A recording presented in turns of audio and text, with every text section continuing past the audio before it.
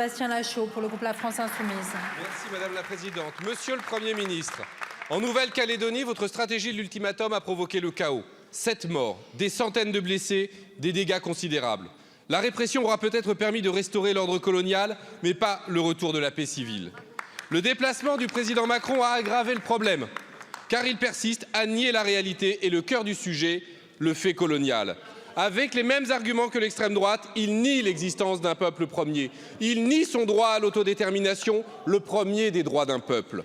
Il n'a pas retiré le texte qui a mis le feu aux poudres. Il n'a pas renoncé à convoquer le congrès de Versailles. Pire, il agite la menace d'un référendum national pour imposer le dégel du corps électoral. 50 ans après Mesmer, ce serait renouer avec la stratégie de la colonie de peuplement. C'est diluer le peuple kanak dans 68 millions de Français, piétiner les accords de Matignon-Oudinot, déchirer l'accord de Nouméa qui prévoyait l'émancipation de la Nouvelle-Calédonie.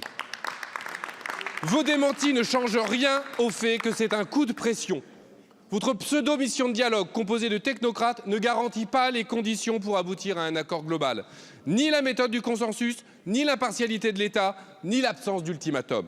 Mais vous n'avez qu'un seul objectif. Vous faites semblant d'ouvrir le dialogue, mais en fait vous créez les conditions qui rendent impossible toute discussion. Vous voulez empêcher d'aboutir à un accord pour pouvoir, in fine, passer en force en rejetant la responsabilité de l'échec sur les indépendantistes. Cette stratégie est indigne et aboutira à un chaos pire encore que celui que l'archipel vient de connaître. Quand cesserez-vous? Quand allez-vous retirer le projet de loi constitutionnelle? Quand serez-vous enfin à la hauteur de la situation?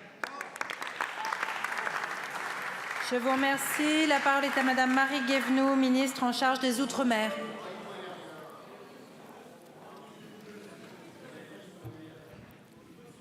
Merci Madame la Présidente.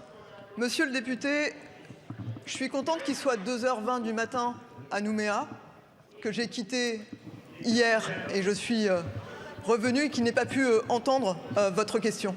Je suis contente parce que vous n'avez pas eu un seul mot pour les habitants de Nouméa, de Dembéa, de Païta ou de Mondor qui vivent dans une situation terrible depuis 15 jours. Vous n'avez pas eu non plus un seul mot pour les gendarmes qui sont morts dans le cadre des émeutes. Vous avez eu heureusement un mot, monsieur le député, j'en ai un moi-même, pour l'ensemble des morts dans le cadre de ces émeutes. Vous n'avez pas eu un mot non plus pour les forces de l'ordre qui, au péril de leur intégrité physique, font en sorte de rétablir l'ordre pour les habitants de la Calédonie.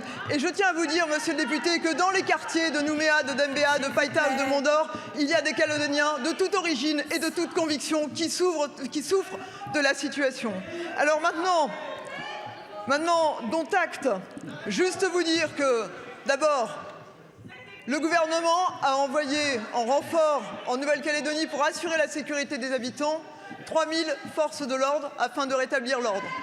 Ces 3000 forces de l'ordre seront présents aux côtés des Calédoniens jusqu'au rétablissement de la sérénité. Il y a également, dans le cadre de la visite du président de la République, un engagement à ce que le dialogue puisse reprendre et qu'il n'y ait pas dans ce contexte un seul passage en force.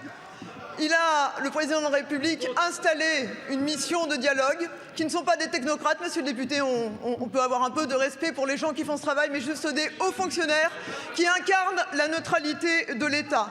Ils ont pour charge d'accompagner le dialogue entre l'État. Et dans cet état d'esprit, monsieur le député, l'état d'urgence a été levé de façon à ce que les discussions puissent reprendre et que le calme revienne. Monsieur le député, essayez de ne pas jouer les incendiaires. Nouméa et la Nouvelle-Calédonie a assez souffert ainsi. Merci. Merci beaucoup, Madame la Ministre. Monsieur Lachaud. Madame la Ministre, vous n'avez rien écouté et vous continuez à hystériser le débat pour camoufler l'échec de votre gouvernement et votre incompétence. Votre gouvernement est discrédité sur le sujet. Vous n'êtes même pas capable d'organiser correctement les élections européennes en Nouvelle-Calédonie et à Wallis et Futuna, où les électeurs ne vont même pas recevoir les circulaires. Vous n'êtes pas capable de rétablir la République. Merci. Pour vous, la République, c'est un mot. Ce ne sont pas les pratiques. Merci, monsieur le député. La parole est à monsieur Paul Midi pour le groupe Renaissance. Merci.